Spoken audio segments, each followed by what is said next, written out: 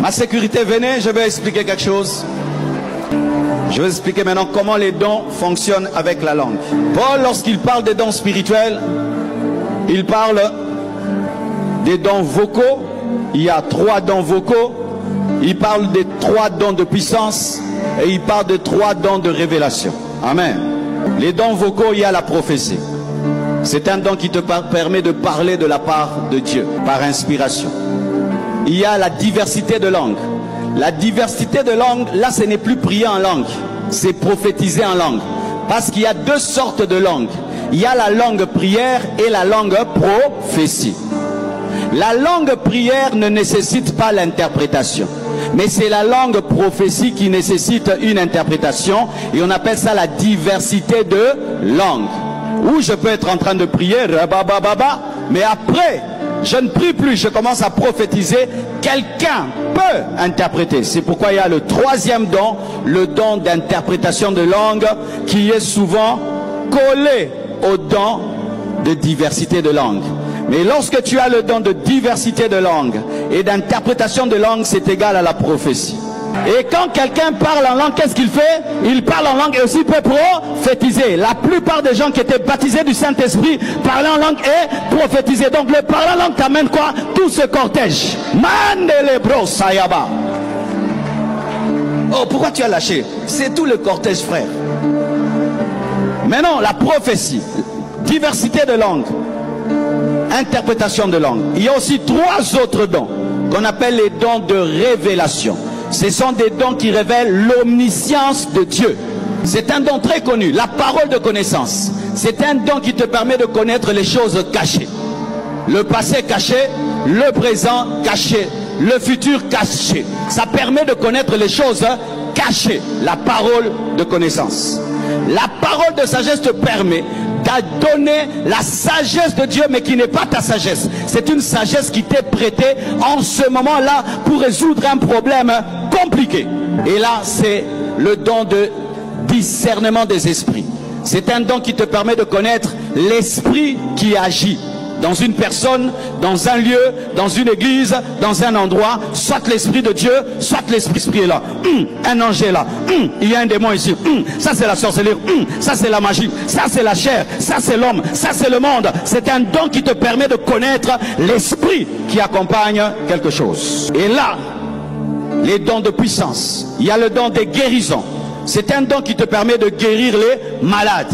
Toi, tu ne forces pas. Tu touches quelqu'un, il est guéri. Tu pries, il est guéri. Tu ne forces pas. Et que tu pries beaucoup ou pas, c'est un don. Donc tu guéris. C'est un don qui permet de guérir les malades.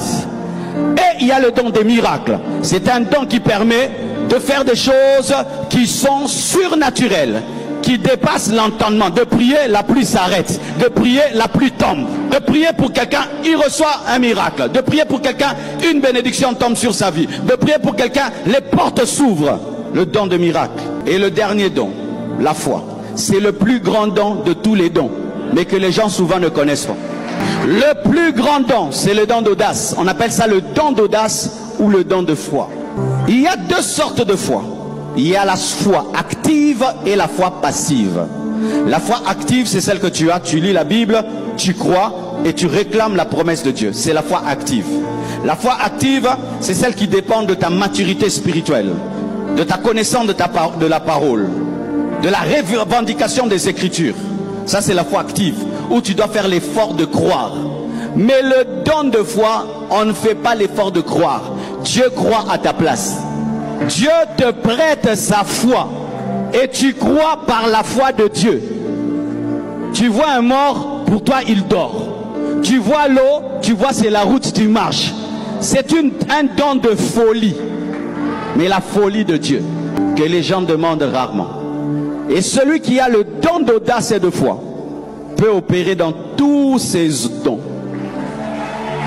Parce qu'il faut la foi pour guérir les malades, la foi pour faire des miracles, la foi pour connaître l'esprit qui est derrière des choses, la foi pour annoncer le futur, la foi pour donner les conseils de Dieu, la foi pour interpréter, la foi pour parler de diverses langues, la foi pour prophétiser. Souvent tu penses, qu'il faut que tu aies beaucoup d'onction pour faire les choses. Des fois, il faut seulement avoir un don. Et il fait tout pour toi. Et tous se sont connectés. Touchez-moi. Touchez-vous. Ils sont à 9. Mais devant Dieu, c'est un corps. Car nous sommes le corps du Christ. Quand nous sommes un, est-ce qu'il va dire c'est mon don? C'est son don de prophétie, c'est notre don de prophétie. C'est son don de guérison, c'est notre don de guérison. C'est son don de discernement, c'est le nôtre. Pourquoi? Parce que l'œil est mis sur la tête, mais l'œil n'appartient pas à la tête, l'œil appartient au corps. Le don spirituel n'est pas pour toi, il est pour nous. Mais aussi Mbelibiso Yango. Ainsi, l'onction qui est sur moi, est-ce que c'est seulement pour moi? C'est aussi pour eux. C'est aussi pour vous.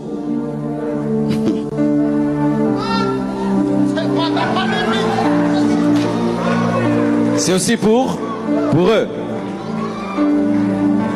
Alors voici. Pourquoi tu crois qu'il y a plus d'onction ici mais pas là-bas?